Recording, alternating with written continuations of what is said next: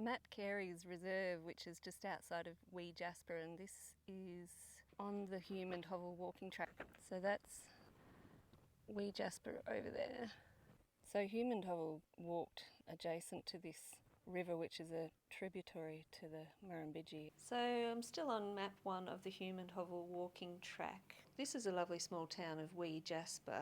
Carey's reserve, where I just was, is here, and now I've moved on here, which is the beginning of the road to Carey's cave, and close to where they crossed over the Goodradigbee River. On the 23rd of October they crossed over this hilly area here, and Hovell noted in his journal, all of the mountains to the top of which we have been is covered in a beautiful coat of excellent grass. He even noted that about 5 o'clock we got to the top of a high forest range and saw some fine grass meadows below. At 6 we were crossing them and walking over grass superior to any I have seen in the colony. He also noted that it looks like a meadowland in England, or as if it has been cultivated for grapes. Now this campsite notes that they were there for 2 nights, because on the 24th of October they set out looking for a way through the mountains and returned to this site. Now this is the night that Hovell actually didn't make it back to the camp and had to stay overnight in the bush. So on the 24th he wrote, "From the morning at sunrise till 11 o'clock, myself, Mr. Hume and one man were out seeking for a road through the mountain." He then goes on to say, "We had to return without being able to find one fit to take down a loaded horse or bullock. At 2 p.m. myself and one man and Mr. Hume and 2 men went out in different directions to look for a road.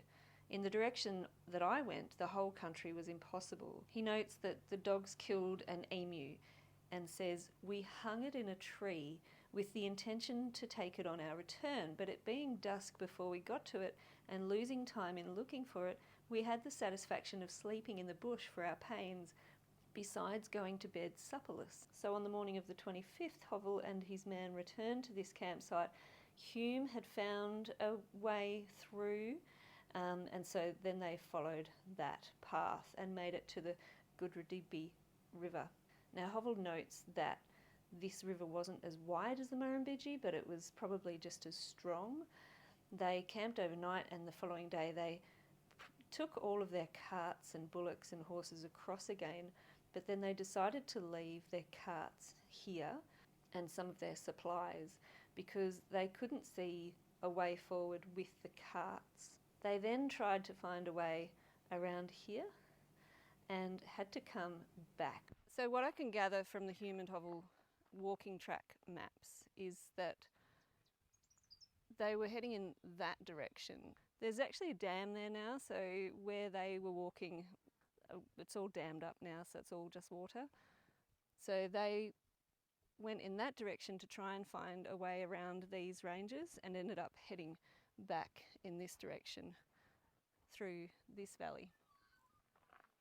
Hovell noted in his journal that they were following a path that the Aboriginal people had described to Hume, but it was only wide enough for a person to walk and not wide enough for the bullocks and horses. So that's why they ended up coming back and taking this route through back this direction. And in that direction is Fitzpatrick's trackhead, so I'll take you there with me now.